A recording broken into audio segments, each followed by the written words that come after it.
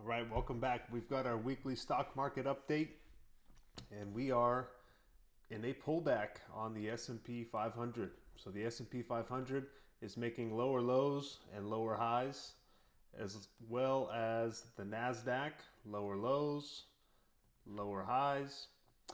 When we look at the Dow Jones, same thing as well here, and the Russell 2000, they all look the same. We're in a short-term downtrend. Maybe not so much the Russell. The Russell is an ugly chart here. But when you look at something like the NASDAQ, long-term uptrend, short-term downtrend. I drew this squiggly line. I think it's highly unlikely that we see something like this huge bear market. This was the last bear market we had in 2021, which was brutal. People forget, they think it's been up only, but 2021 was brutal. You had the COVID crash, which was like ripping off a Band-Aid, quick and easy, but this crash was brutal. You had Amazon down 70%, Meta down 70%, Tesla down 70%. It was bad. So let's hope we don't get something like that. I don't see reason for something like that, but it's hard to be short-term super bullish when you are seeing these lower lows and lower highs. The big news here, I talked about it in my last crypto video, the dollar is breaking out to 2-year highs. So the dollar is making new highs. We will see if we get back up here. I don't know. Today, big news, you have oil starting to break out. We will see. Oil's made some false moves before where it'll come from the mid 60s up to the high 70s and then immediately die back down. So we'll see. This is still, we'll see if we can really break up above 80. But the big story here is going to be the interest rates, the yields. They keep chugging up higher. 10-year yield is at 4.7%, made another big move today. You've got the 30-year yield. Ooh, it didn't close. It didn't close over 5%, but it peaked its head over 5%. So we haven't seen that since September or October of 23. So we will see. This is going to be interesting. Boy, this chart needs to get cleaned up. But this is putting a lot of pressure on the stock market, putting pressure on probably real estate, may put pressure on banks, puts pressure on everything when the yields go up, especially when the Fed is cutting rates. So we're at this twilight zone of the Fed cuts rates and then the rates go up. So pretty interesting stuff that's going on here. Bitcoin having a small little bounce back here, holding that 91,000. We shall see if it can stay above that. Gold had a nice move today. This chart needs to get cleaned up as well. We will see if this is just a lower high and we get rejected and make our way back down. We will see. Time will tell. So let's take a quick peek at the heat map. Today was a red day. NASDAQ was down. What did we close at on the NASDAQ? Oh, only 1.5%, so not too bad. It was down 2% earlier in the day. You could see everything pretty red. Nvidia down 3%. I think there was some news about they can't sell chips to China or something. I feel like that story is replayed every day. When we look at the weekly chart, a little bit more green pops up. And then when we go out to the monthly chart, everything's red on the monthly chart. Now, it looks like we've given back all those gains from the election. So yep, November here, we made this big move, big push up, and we are back to where we were right around last November when the election results came out. So we'll see what happens coming up. Next week, we do have the bank earnings. We do have some other economic data like CPI. This morning, there was big moves in the market because the unemployment rate and the non-farm payrolls, so the jobs report came in a lot higher than expected. So the new jobs added was 256,000 versus 164,000. That shot rates up. That shot inflation expectations up. That lowered the expectations of rate cuts. So that's all those things we talked about. The macro is not looking so favorable for stocks in the short term. Now, these are all expectations. So if next week, if we get a weak, or next month, if we get a weak jobs report, is the market going to rip?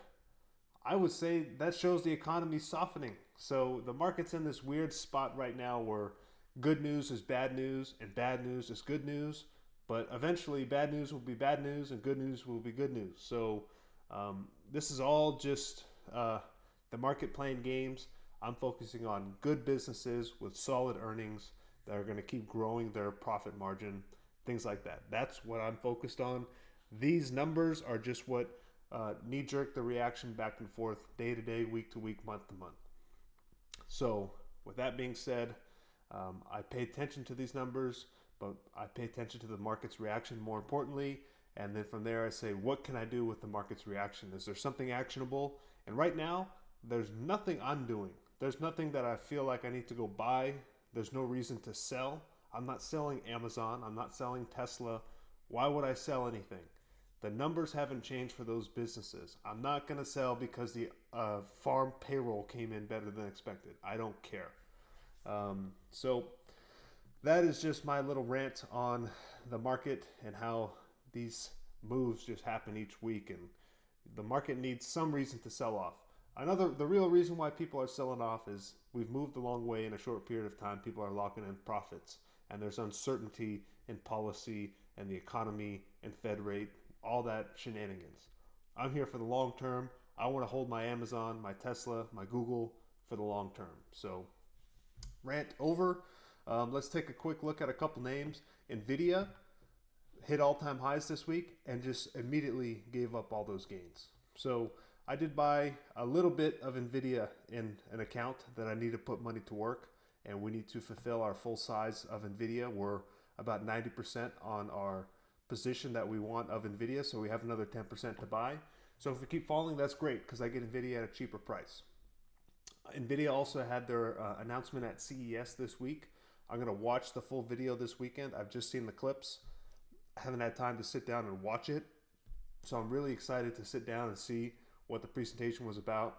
But it sounds like from what I saw, the little clips, they're doing incredible things. So if Nvidia keeps falling down, I'll be there nibbling away. There's a few stocks that are starting to look interesting. Something like Palantir is starting to look interesting because it stopped just shooting up. So I've been wanting to get back into this stock, but it's just been a runaway freight train. It's now about 20% down from its highs. So if we can get in the low 50s, I'll be there buying. SoFi is another one that I'm looking at. But again, just like Palantir, it needs to keep pulling back. AMD, I need to really do some research on it. It's just getting destroyed. So this doesn't look appealing to buy, but I like the company, but I don't like the stock price. I don't like this action.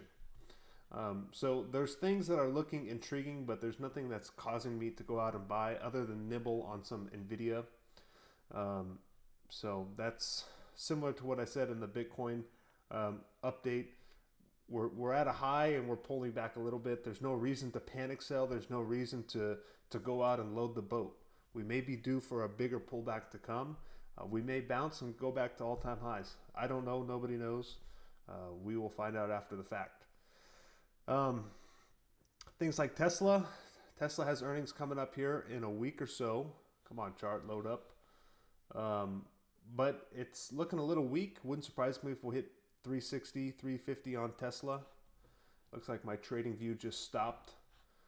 Maybe that's a sign to end the video because there's really not a whole lot else to update. The market's in a little bit of a pullback. Right now, what I'm doing, not financial advice, but what I'm doing is I'm getting cash funding retirement accounts for 2025, and I'm letting that cash sit there until there's something screaming at me in the face to buy. I haven't seen that quite yet, but I feel like we are another week of red away from me to start buying some stocks. So I will let you guys know when that is. This week, again, I just nibbled a little bit on some Nvidia.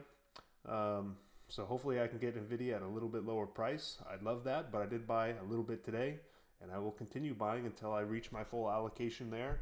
And then if we get a big washout in the market, I will start putting my 2025 contributions to work.